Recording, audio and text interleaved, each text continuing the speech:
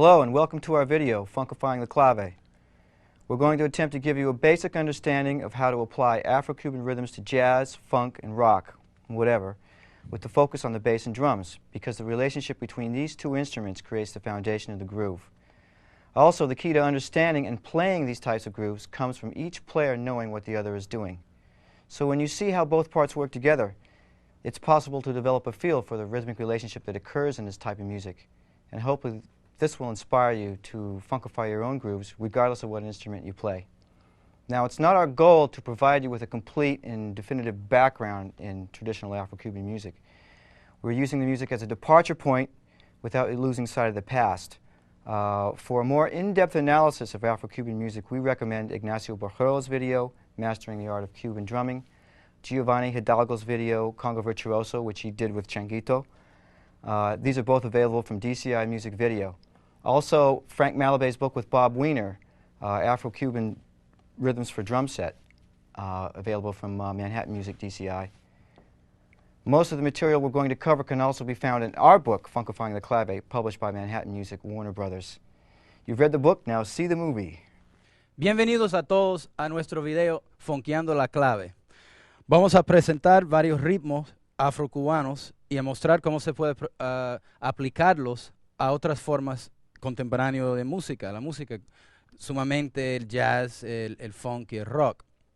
Hemos decidido, como en el caso del libro nosotros, para hacer el proyecto juntos, el bajo con la batería, por la relación muy particular que existe entre estos dos instrumentos en la música afrocubana. Sin embargo, la idea de ese proyecto no es para dar una explicación definitiva de la música, de la historia de la música afrocubana. Estamos utilizando la música como un punto de salida para llegar a otras formas y otras mezclas de la música.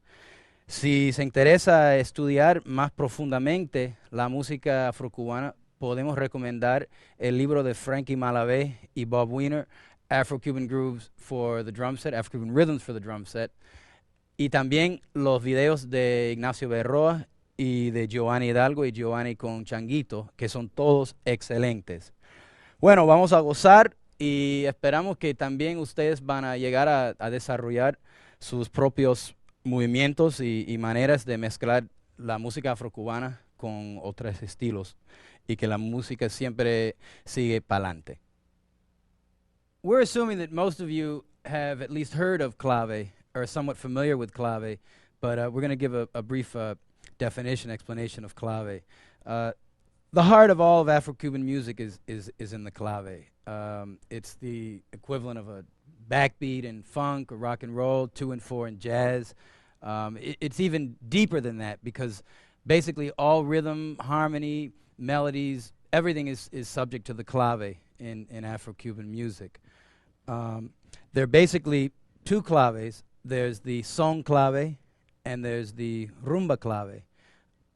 It's a 2-measure, if you're thinking in cut time, it's a 2-measure pattern. It's interchangeable. By interchangeable, I mean that there's 2 hits in the first measure and 3 in the second, or there would be 3 in the first measure and 2 in the second. And that by that we mean we refer to 2-3 clave or 3-2 clave. So I'll show you now 3-2 son clave. 1, 2, 1, 2, 3, 4.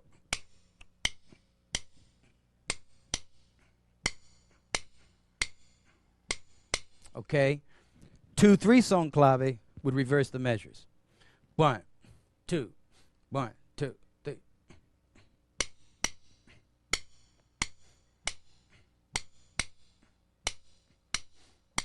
Okay, the rumba clave displaces the third hit in the 3 part of the bar. You'll hear it. It'll be clearer that way.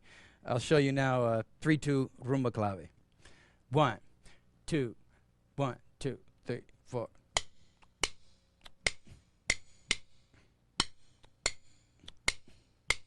Okay, 2-3 rumba clave again would be the reverse of the measures. 1, 2, 1, 2, 3.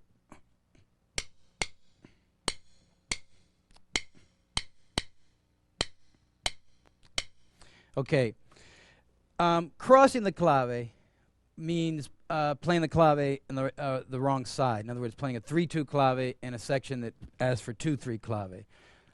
To understand that, there's no substitute for listening to the music. It's the same thing as turning the beat around in jazz. It's something that you feel, and that it becomes intuitive what side of the clave a certain figure is played, a certain song is played, a certain part of a song is played. And as I say, really listening to the music is what will facilitate your understanding of the clave. Yo estaba dando una explicación rápido de la clave, que yo estaba explicando la diferencia entre la clave del son, la clave de la rumba, que no hay una sustitución por entender la clave, solo hay que escuchar música para conocerlo y para aprenderlo. ¿Y qué quiere decir tocando cruzado? Todo eso viene de escuchando la música, porque es la corazón de la música afrocubana. Afro-Cuban music is a marriage of African drumming, dance, and songs with European harmony and instruments. It was an integration that was developed in the course of this century by the great band leaders of Cuba and Puerto Rico. And the result was a huge variety of grooves and dances, which are known in the U.S. as salsa.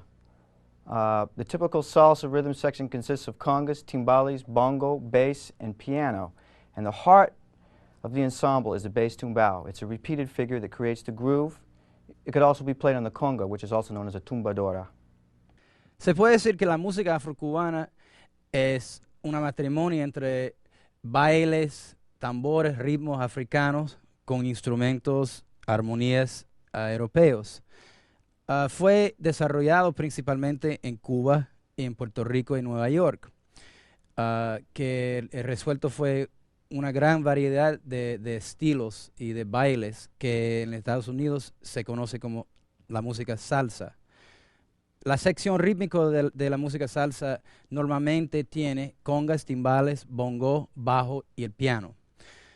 Al centro, la corazón de este conjunto es el tumbao del bajo, que es una figura repetido donde se crea el groove y se puede tocar en el bajo o en la conga, que se conoce también la conga como la tumbadora.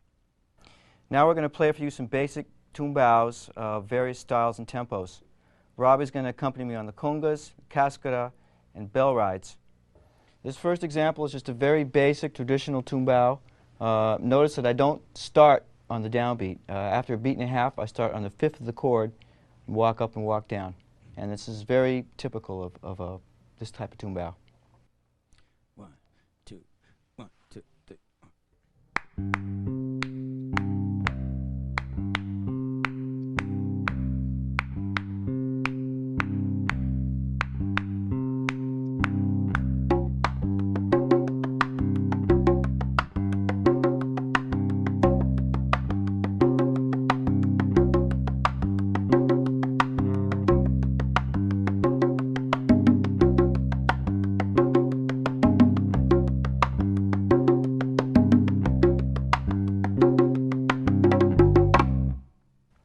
This next example is a mambo moving between two chords.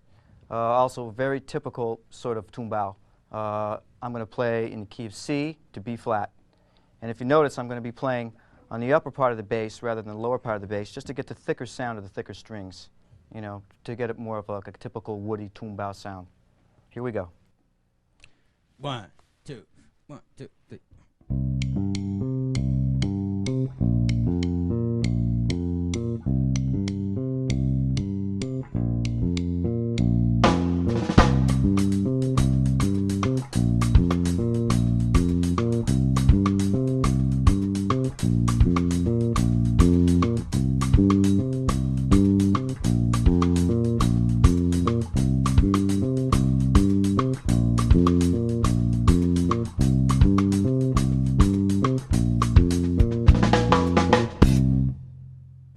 Here's a 3-2 tumbao, just so you can hear how these go. 1, 2, 1, 2, 3.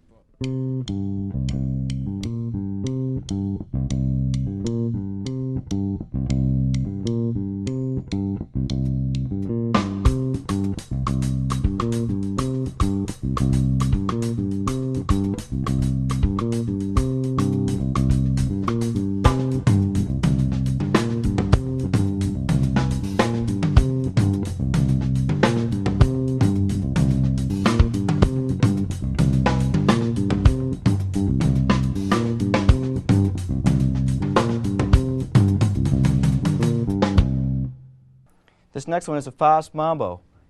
And if you notice, it's a little different pattern. It starts on the third beat of the bar. Here we go. 1, 2, 1, 2, 3, 4.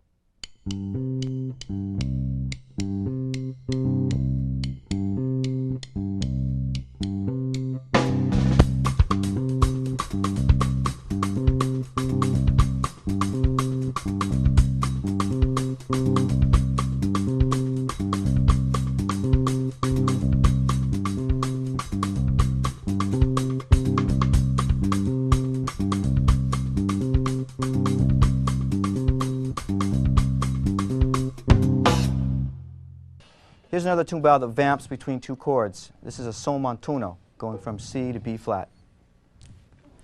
1, 2, 1, 2, 3, 4.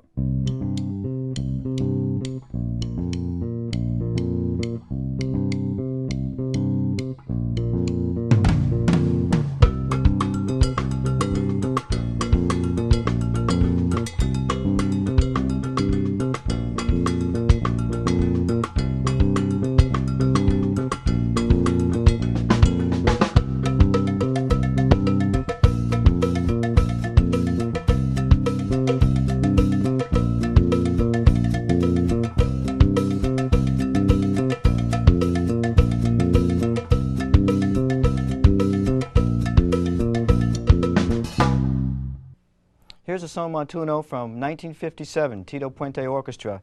It was played by Evaristo Barro, also known as Guajarón. Here we go. 1, 2, 1, 2, 3.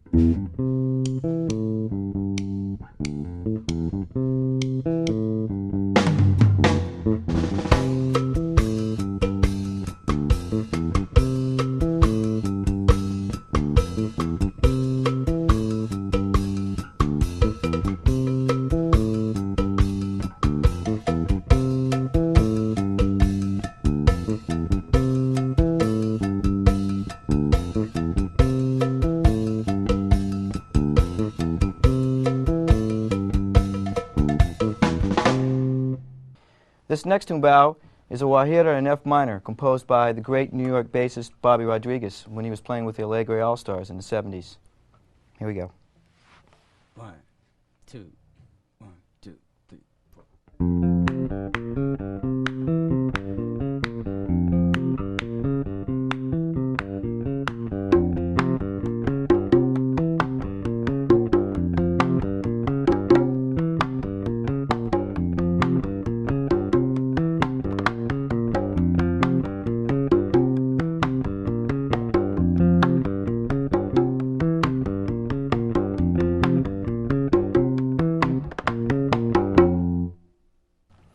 Because the essence of Afro Cuban swing comes from the 4 being tied over to the next bar, chord changes can be anticipated on the 4th beat of the preceding bar.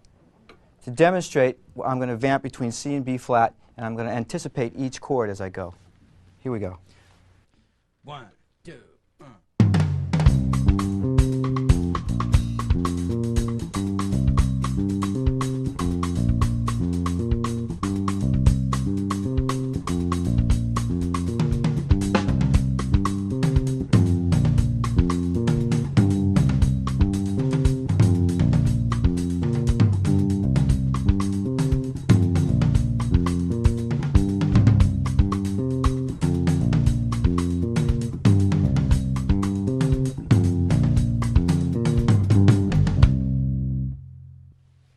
Now if you notice when I'm crossing over on the strings, instead of barring with one finger, I'll play each fret with one finger, like this. Instead of barring with that's just the way that I do it. It makes for a smoother transition between the notes. Usually in a lot of tumbaos, it's good to connect the notes together as much as you can, rather than play short staccato notes.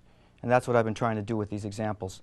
Now we're going to do the same thing that we did in the previous example, only I'm going to be doing it with a typical jazz progression. 1, 2, 1.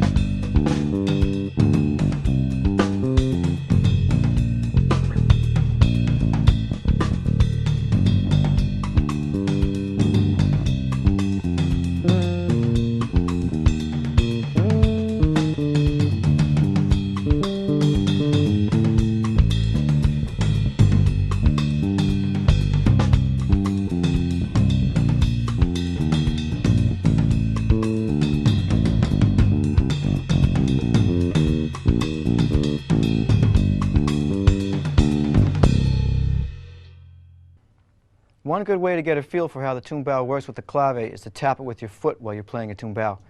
I've seen this done by Bobby Rodriguez and a few other guys on stage. Sometimes they even do it with their mouths. For me, I just practice it at home. I don't think it's so important to learn how to do this in performance, but it's a good way to think about the clave and learn how to feel the clave instinctually and get away from the linear time, you know, 1, 2, 3, 4, going from point A to point B. And hearing the relationships between the rhythms. Ahora Lincoln quiere mostrar un ejercicio que él vio a Bobby Rodríguez haciendo, que es tocando la clave con la pie, al mismo tiempo tocando el tumbao. Es una cosa muy buena para practicar, por internalizar la clave, y también es bueno para nosotros los bateristas porque no hay que tocar porque él está tocando la clave y tocando al mismo tiempo. Now the tricky part about this is getting the syncopation between the foot and the right hand on the two sides of the clave. It's foot, right hand, foot, right hand. I'll break it down for you. Right? And on the three side, it's a little bit more in sync with the clave. Right? So if I play them together, it would be.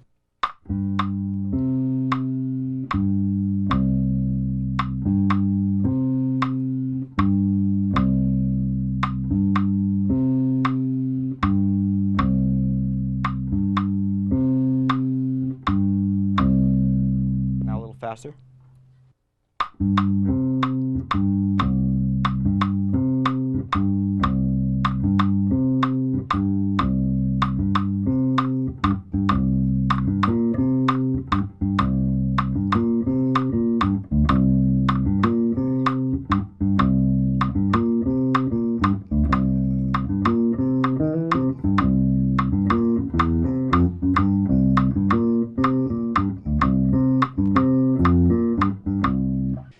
As we said earlier, a typical salsa rhythm section doesn't include drums, at least salsas we know in this country. When I first started playing with Ruben Blades, it was one of the first times drums were placed in a salsa type group, and also when Ignacio Berroa used to play with Batacumbele, we're talking about almost dance-oriented music using drums.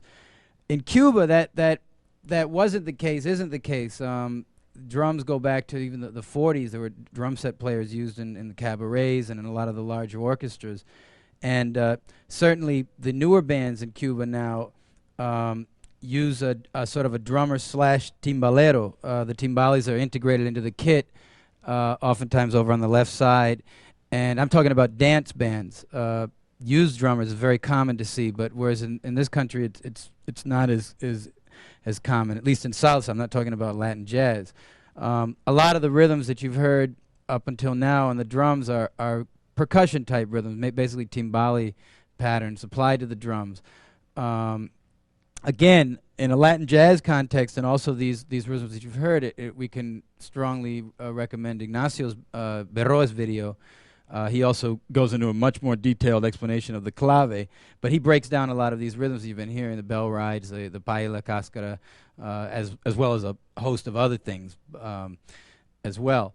But right now we'd like to walk you through a basic structure of a salsa tune, which the basic form of a salsa tune consists of the verse, the montuno section, which is where the chorus comes, and that's where the lead singer improvises in between the choruses, doing his inspirations, inspiraciones they're called, followed by a mambo section, not to be confused with mambo music, but the mambo section, the salsa tune, which is the instrumental section, the shout chorus, back to either the chorus or the verse again and out.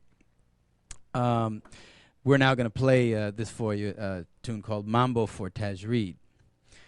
Yo estaba explicando que en la historia de la música salsa, a menos en Estados Unidos, la batería es una cosa nuevo, más o menos, no en Latin Jazz, pero en la salsa. Yo empezando con Rubén Blades fue una de las primeras veces, también Ignacio Berroa con Batacumbele, pero en Cuba han usado bateristas para mucho tiempo, desde las 40 y sumamente ahora es muy común haber batería con timbales al mismo tiempo. Los bateristas están usando timbales en la batería, así que no existe timbalero así en los grupos, muchos de los grupos modernos cubanos. Hay un baterista que está tocando las dos cosas al mismo tiempo. Bueno, por una discusión más profundo de lo que yo estaba tocando rítmicamente aquí, yo puedo recomendar de nuevo el video de Ignacio, donde él habla mucho de paila, de la clave, de varios patrones de la campana, también muchas otras cosas, pero para una discusión más profunda de eso se puede referir al video de él. Entonces, ahora vamos a tocar una canción en la estructura de la salsa, que el verso, el coro, donde hay las inspiraciones, soneos, después el mambo, no la música mambo, pero la sección mambo y el coro o el verso y ya, la canción se llama Mambo for Tajreed.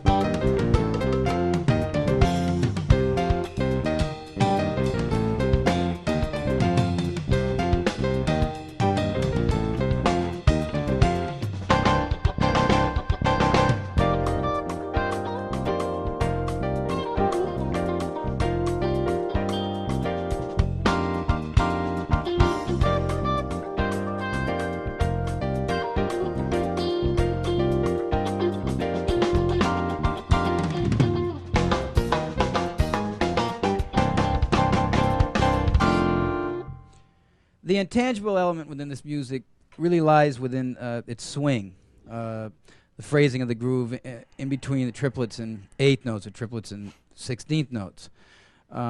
It's the same type of tension that happens in the ride cymbal beat and straight ahead playing, or what part of the pulse bass player walking bass sits on.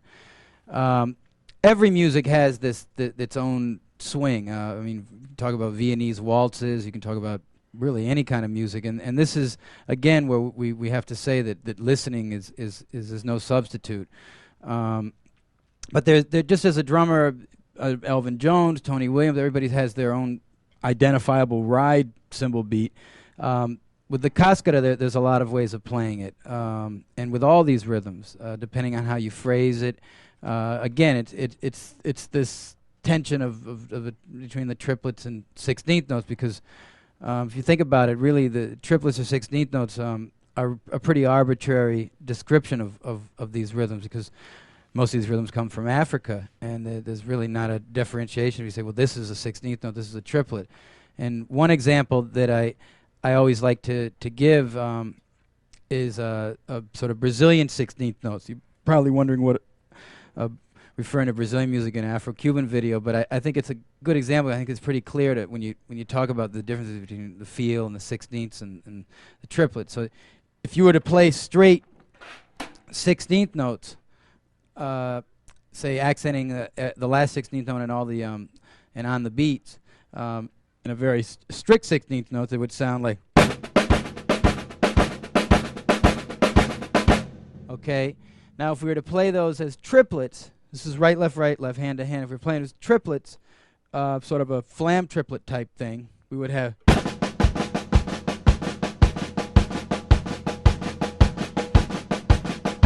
Okay. Well, Brazilian 16th notes in a samba sense are actually in between those two. So you get something like 1, 2, 3, 4.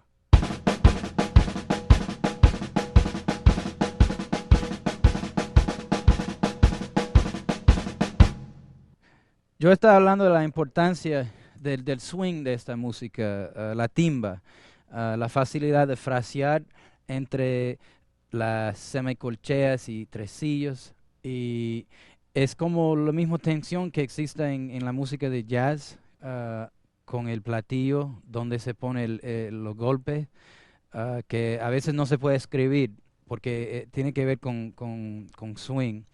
Y de nuevo, la manera de aprender eso es para escuchar, que cada música tiene su propio swing. Una vals de Viena tiene su propio swing. Y nada, también afecta mucho la relación entre el bajo y la batería, y en qué parte del tiempo uno está tocando, uno un poco más para adelante a veces, uno un poco más para atrás. Y un ejemplo que a mí me gusta siempre a dar es de semicolcheas brasileros, si usted quieren. Una cosa de 4 semicolcheas por compás, pero que suena no como semicolcheas en el oeste, una cosa que son entre tresillos y semicolcheas. Entonces, ustedes van a ver. Maybe we could demonstrate a little bit of the tension that occurs in this type of music between the bass and the drums. Like, for instance, sometimes I'll sit right in the middle, sometimes you'll push, sometimes it'll be the other way around. Okay. So maybe we could play a couple of different. All right, so I'll do like a cascara pattern, really sitting back on it, and then you can maybe. And I'll push it. I'll put a little edge on it. 1, 2.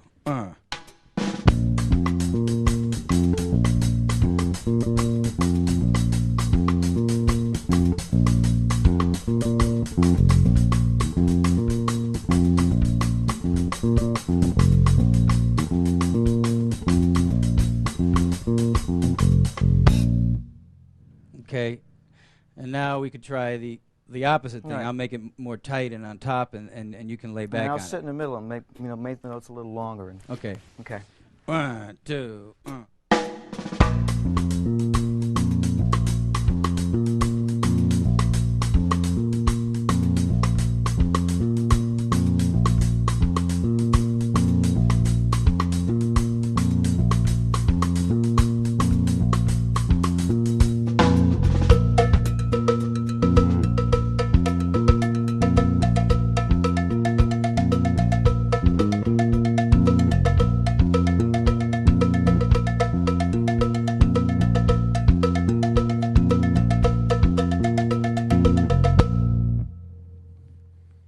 Songo represents a rhythm created in the late 60s, 70s that really with the drum set in mind. It was developed, elaborated considerably by Changuito, Jose Changuito Quintana, and also the leader of Los Van Van, Juan Formel. There's been a lot of discussion about the fact that it isn't just one rhythm. Changuito will be the first to say that, and Ignacio also, and a lot of people, that there is no, this is the songo rhythm, like you say, well, this is the funk rhythm, this is the samba rhythm. It's a style, it's a rhythmic style that, and it changed up with the conguera was playing, and again, had the drums in mind from the beginning. It also represented some of the U.S. influences in Cuban dance music, Motown, rock influences, and so forth. And it really was a movement. It had its own dance and everything. And it's been something that I think that drummers in all over the world have had a lot of fun with, especially when playing, Afro Cuban music. Yo estaba diciendo, hablando del songo, que para mí el songo representa un estilo como desarrollado por Changuito, Juan Formel, y que es un ritmo que estaba pensando en la batería desde en primer lugar. También afectó las congas, el bajo, como vamos a ver con Lincoln, y yo creo que representó algunas influencias de Estados Unidos por la música bailable popular cubano, como influencias de funk, de Motown, de rock and roll, etcétera.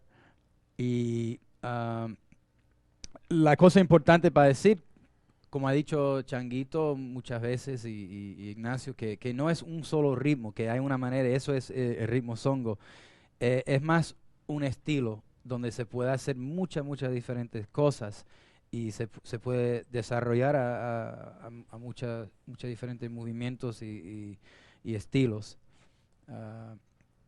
Lincoln ahora va a hablar de la función del bajo en el songo, que representa para él el songo.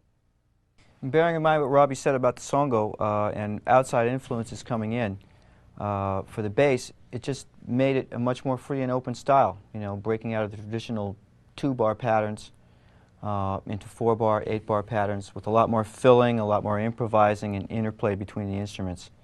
So as Robby's playing his songo examples, I'm also going to play like a regular dance tumbao and sort of stretch it into more songo-like lines. And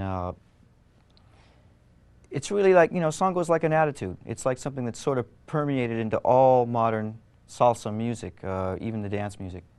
So Lincoln and I are going to start just jam for a little while in a songo-type groove. I'm going to be orchestrating it around the kit, the tom-toms, cowbells, just using a lot of influences I've heard people playing songo. Obviously, Changuito, Ignacio Berroa, also the great Horacio El Negro Hernandez gave me lots of ideas also with the songo. Entonces vamos a tocar un poco varios movimientos del songo ahora, yo con Lincoln, y que representa varias influencias del songo que yo he escuchado, como de Changuito, de Ignacio Berroa, de Horacio El Negro Hernández. Y bueno, ahora vamos a ver. 1, 2, 3.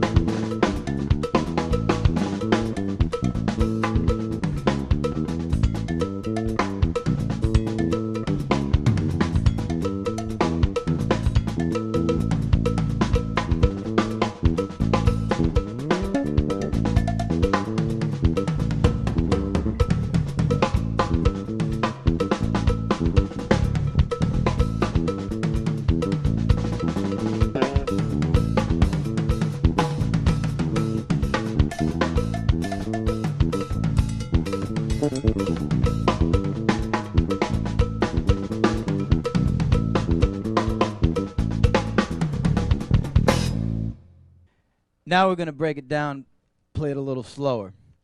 Ahora vamos a tocarlo un poco más despacito. 1, 2.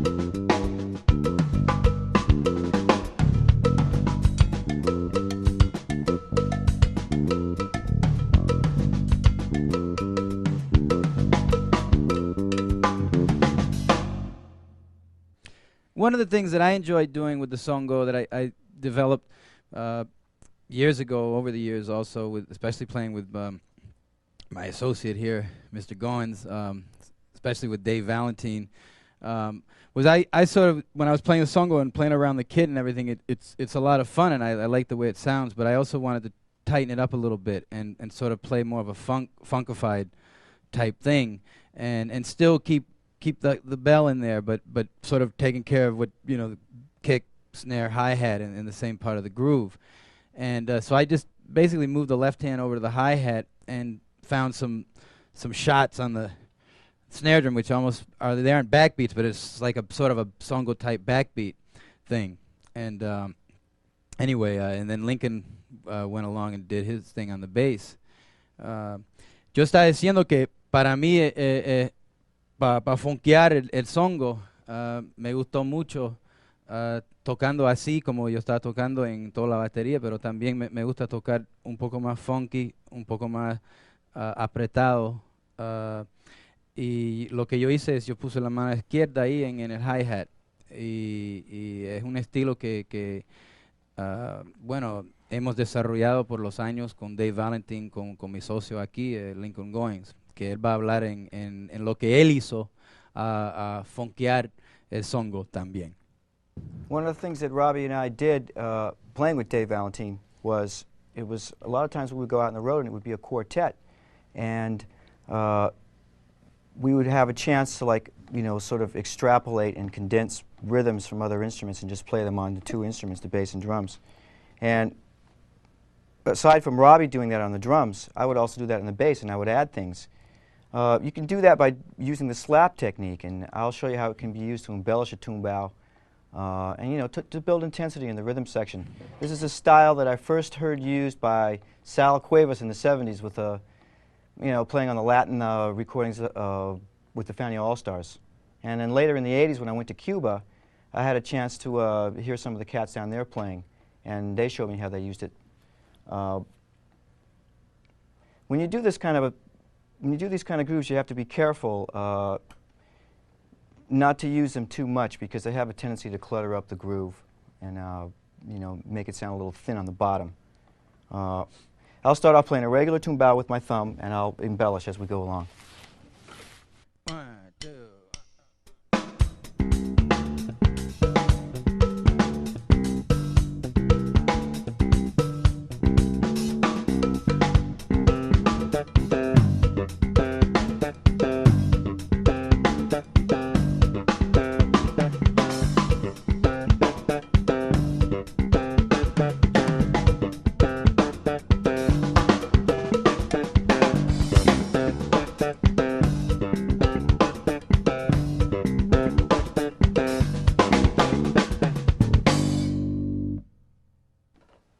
All the songo grooves we've done so far have been in 2/3. Here's one in 3/2. We're going to start off with the simple basic groove, and we're going to funkify it for you. 1, 2.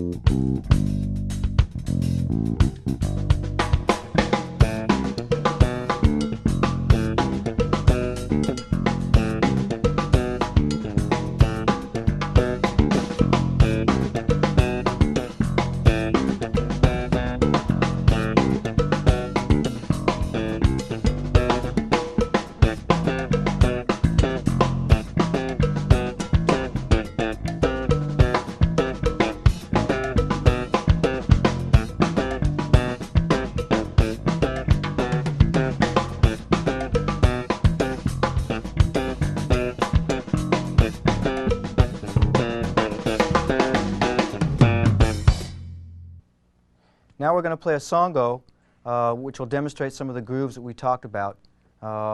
This is going to be a trio tune with our friend Bill O'Connell. It's basically some of the ideas that we've developed over the years as a rhythm section for Dave Valentine.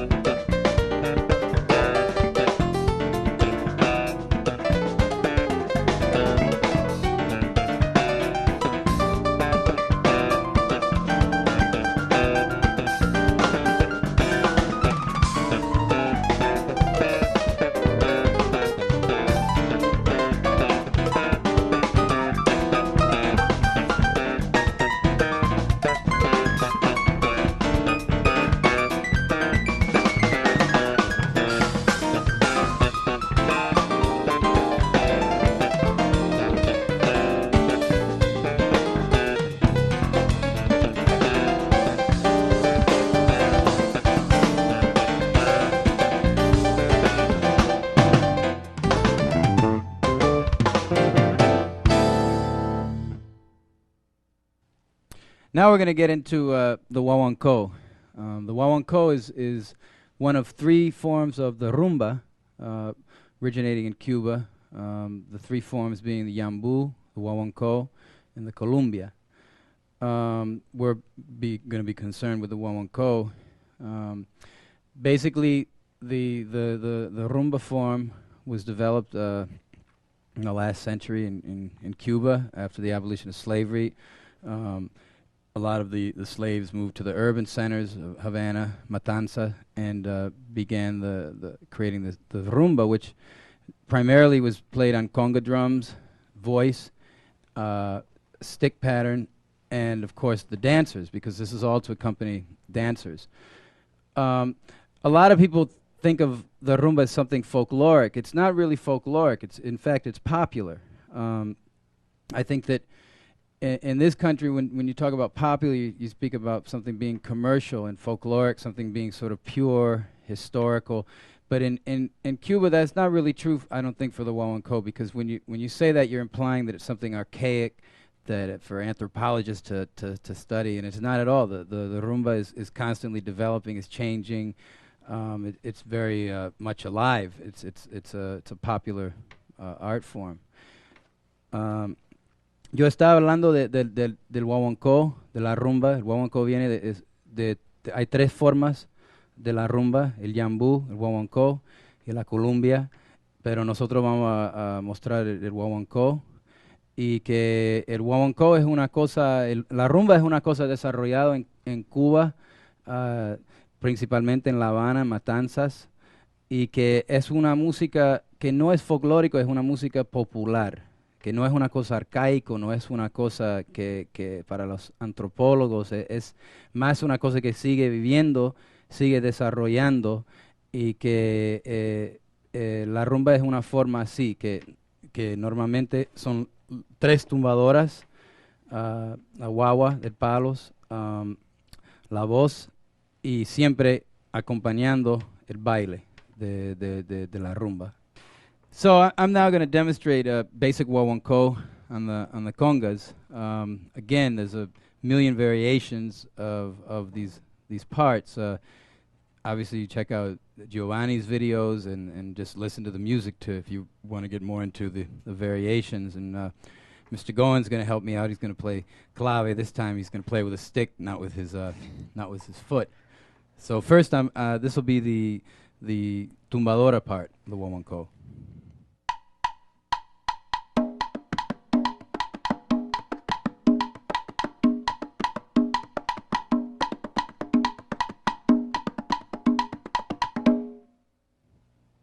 Okay, now I'll play the basic tres golpe pattern.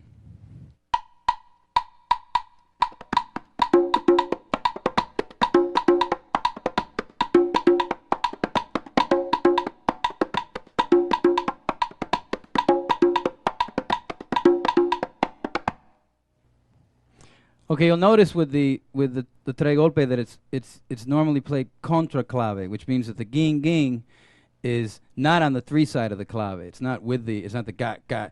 It answers the three side of the clave. And then of course the other drum involved in the rumba and the guaguancó is the quinto, and he solos over this rhythm, basically following the dancer. And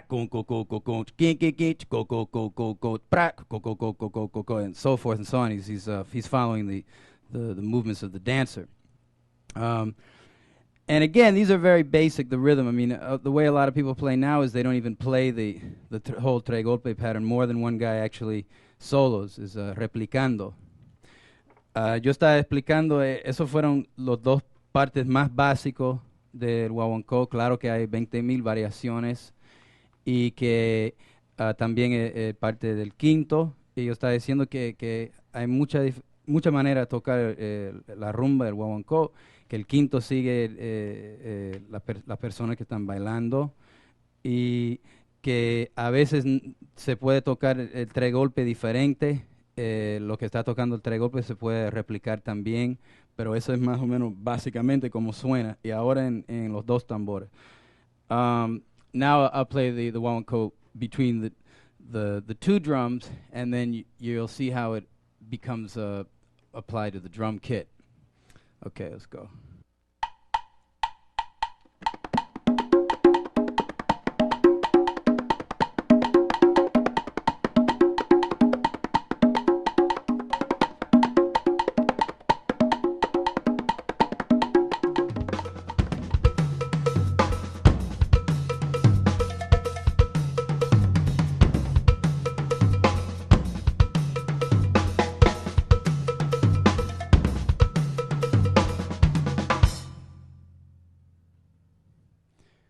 So that was an idea of one of the ways you could apply the guaguancó rhythms, the conga rhythms, to the drum kit.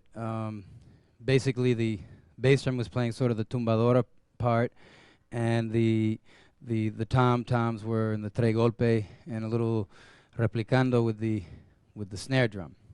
Eso fue una manera para aplicar los ritmos del guaguancó, de las congas, a la batería.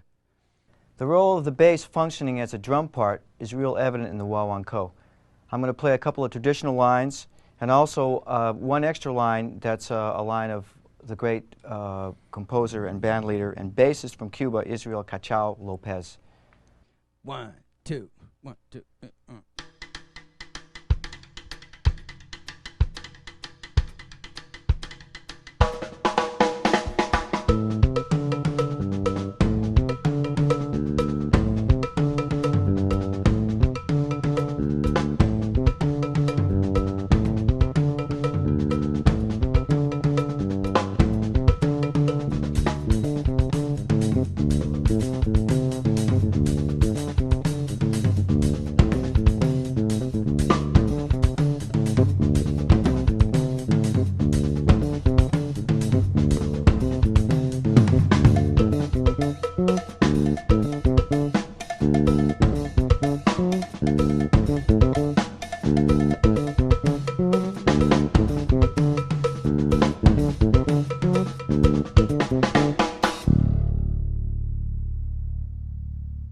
One of the things about the guaguancó, again, we're up to the part where we're funkifying it, is that you'll notice that that obviously the clave is being played, and that we found that that you can apply this into a funk kind of a thing.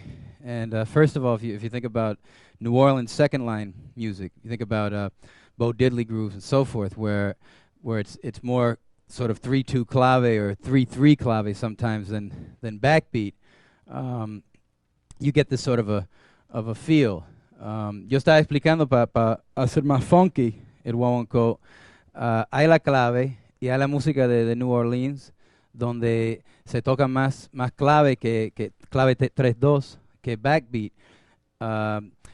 And I'm talking about sort of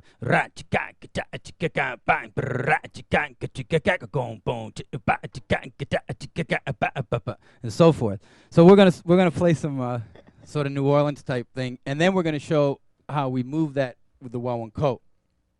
Okay. 1, 2.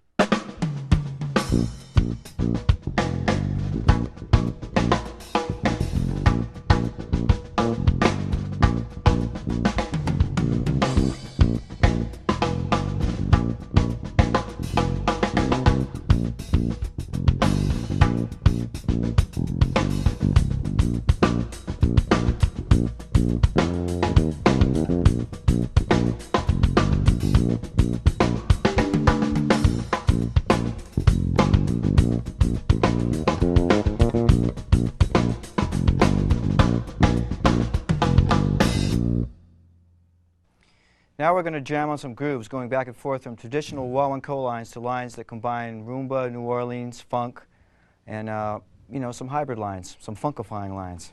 Here we go.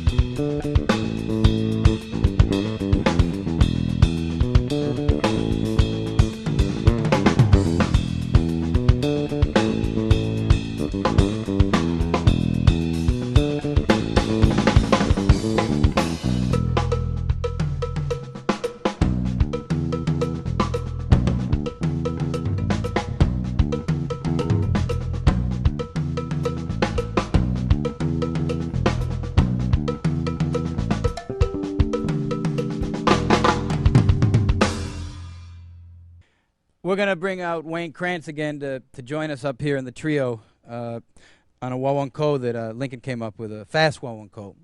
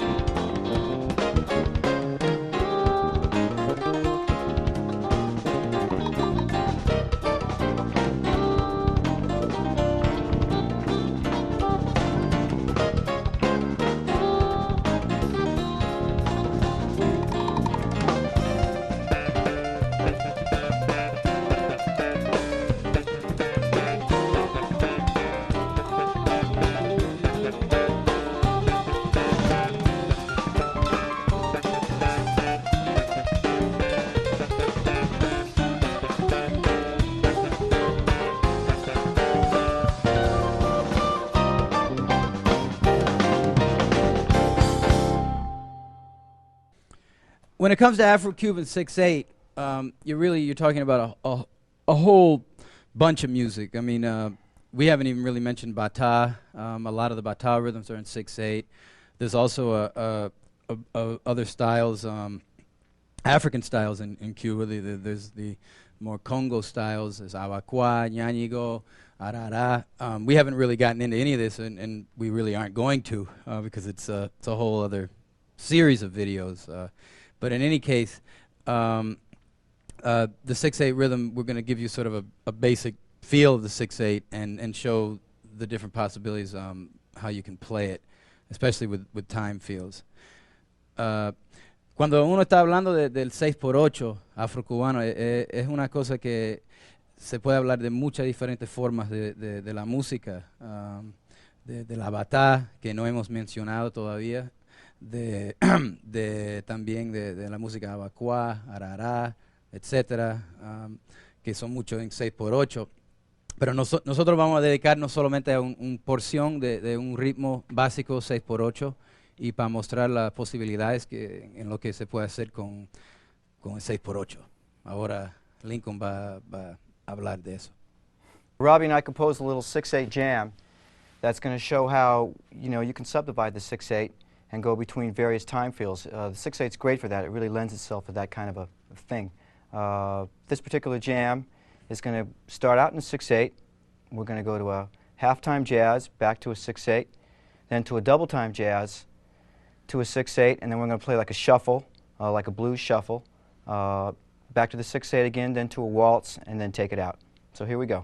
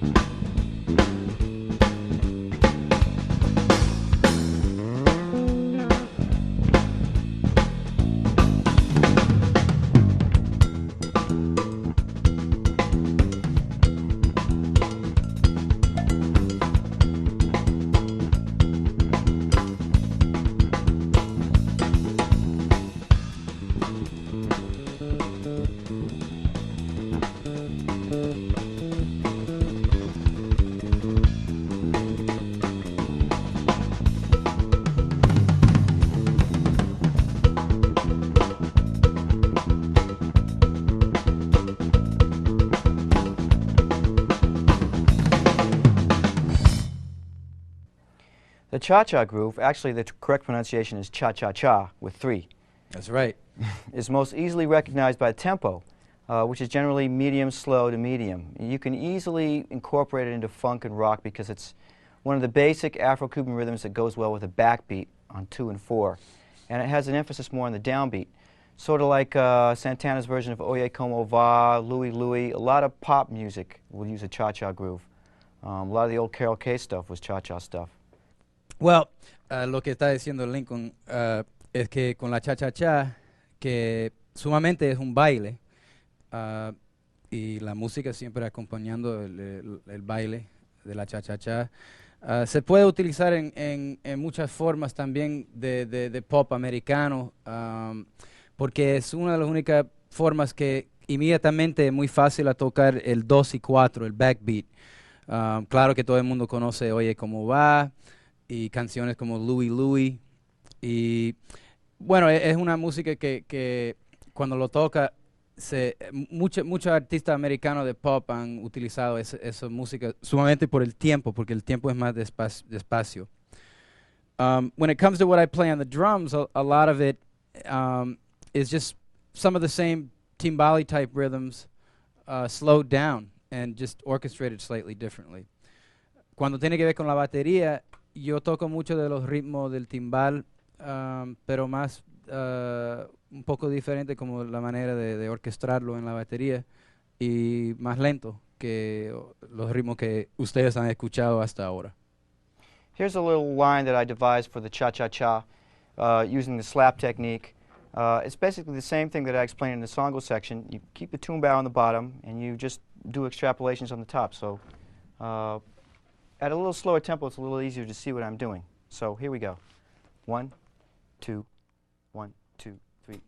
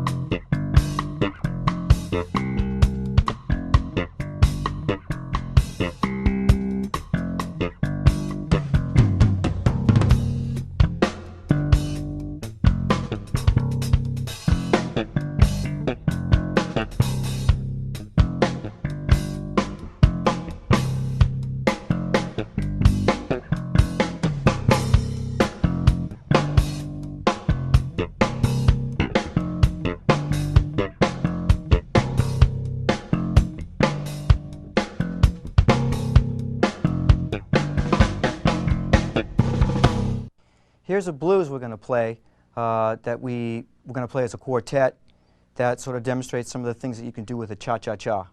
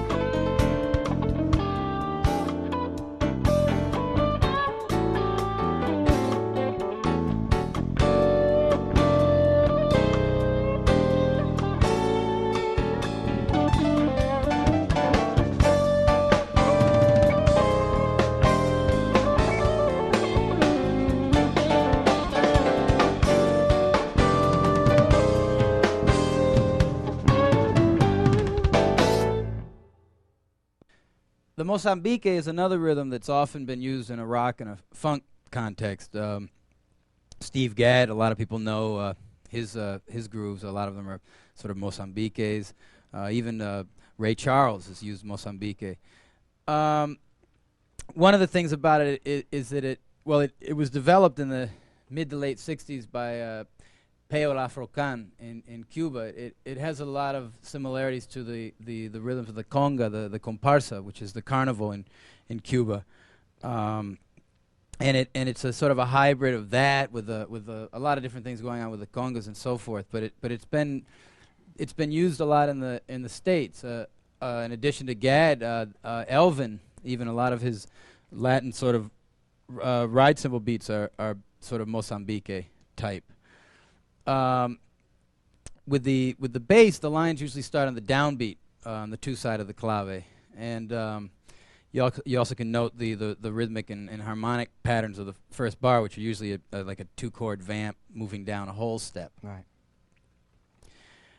Yo estaba explicando que la Mozambique, que fue desarrollado por Peyo Afrocan en Cuba en los 60s, también fue un ritmo que fue utilizado mucho en Estados Unidos, pero claro, no igualmente, no en el igual estilo, pero como un hybrid, por Steve Gadd, hasta Ray Charles, que todo el mundo conoce mucho los grooves de Steve Gadd, que él lo puso en una pila de canciones, y por el bajo empieza normalmente en el 1 del lado 2 de la clave, en el 2-3 clave, y también la armonía en el primer compás normalmente son de 2 cuerdas que está bajando por un paso entero. So we can just play a basic Mozambique beat, and you'll see how it goes with the bass. 1, 2.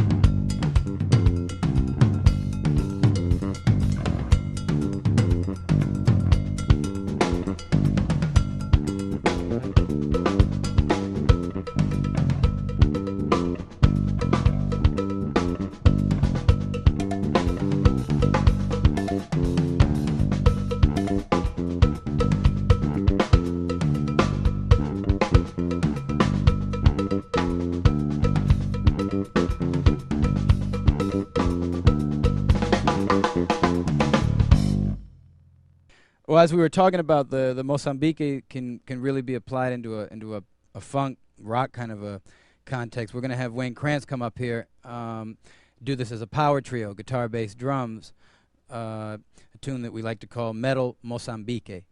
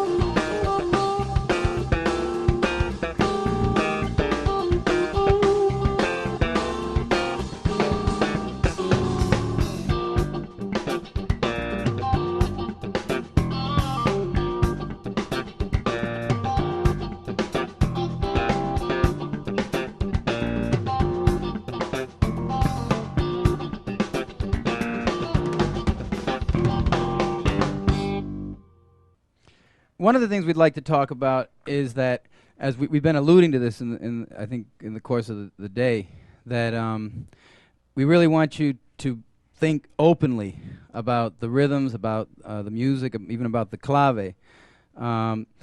We've demonstrated different rhythms from the cha-cha, the Mozambique, songo, guaguancó, but you really don't have to think rigidly that this tune is going to be a mambo, this tune is going to be a guaguancó. As we've said, all of these rhythms are basically the dance forms. They have a dance accompanying them.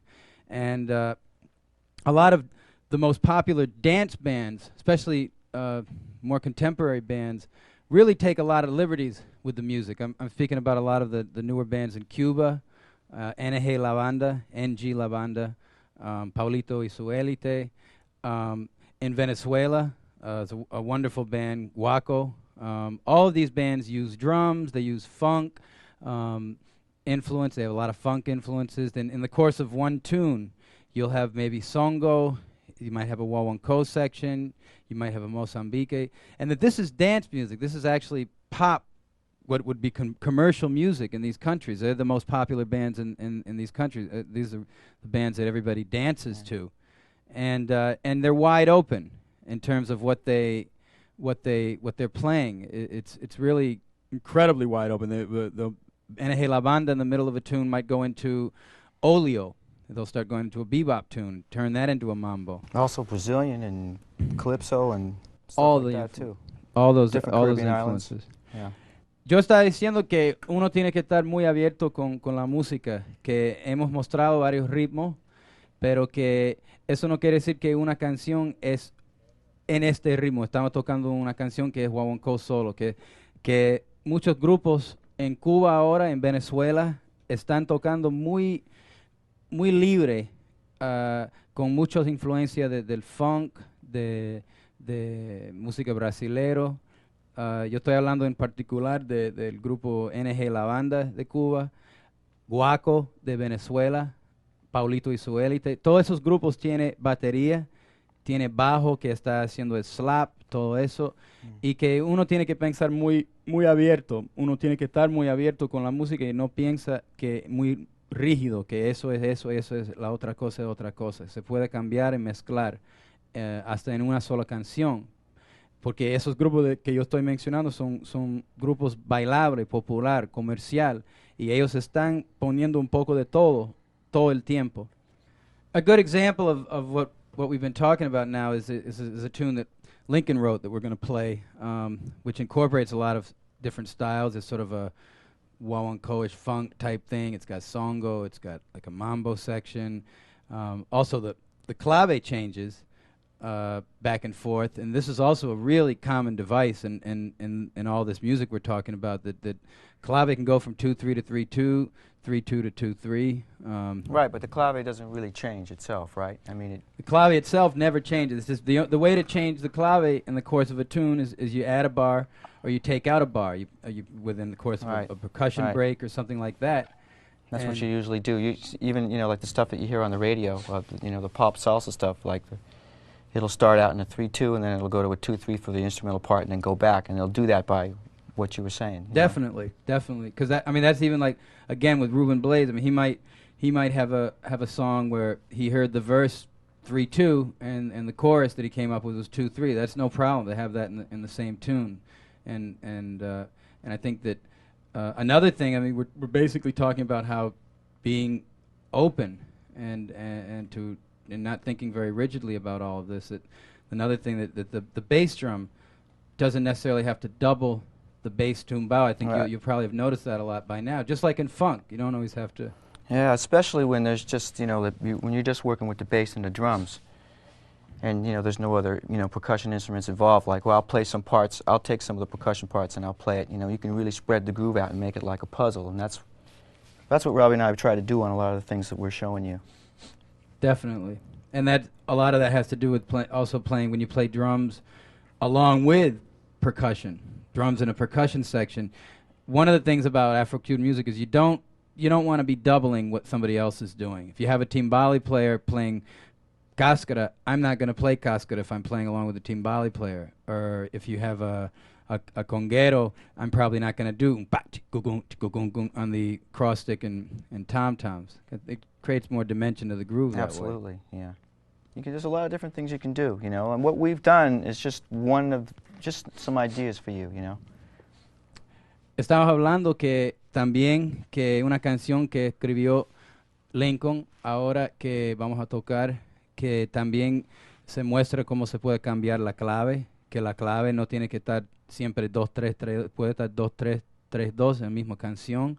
Es muy fácil cambiar la clave, solo tú tienes que añadir una compás o sacar una compás y ya ustedes pueden cambiar la clave también. Y es una canción también que tiene varias secciones, un poco de guaguancó funk, de songo, de mambo, y bueno, so we're going to play this tune by Lincoln. Let's go.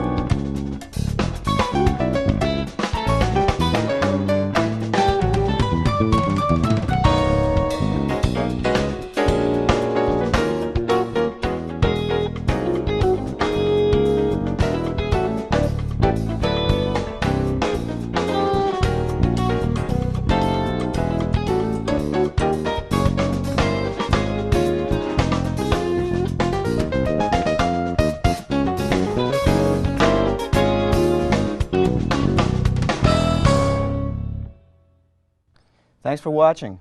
We want you to realize that there's many other Latin rhythms in the Afro-Cuban tradition, not to mention those of Brazil, Haiti, Dominican Republic, other Caribbean countries. You know, we hope we've shown you a means of capturing the attitude of some of these basic grooves and helped you hear, you know, where these rhythms can go. And ultimately, you should feel free to take these grooves and create things that work for you, you know. We feel that this is the best way to keep the music growing, you know, to understand the integrity of its roots, you know, doing away with any preconceptions, and that allows the music to reach more people. Thanks a lot. Bueno, esperamos que ustedes todos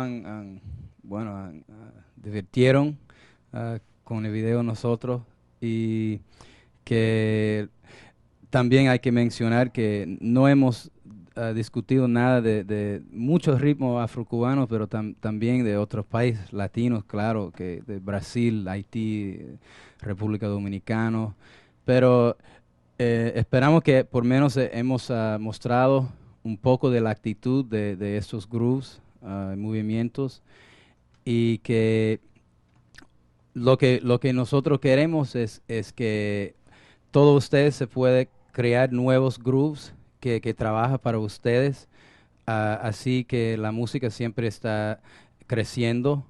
Para nosotros es muy importante a respetar la integridad de toda la tradición, de los raíces y todo eso, pero al mismo tiempo para no tener tantas preconcepciones, porque así la música va a llegar a más y más y más gente, y que sigue siendo desarrollando y para adelante. Bueno, gracias.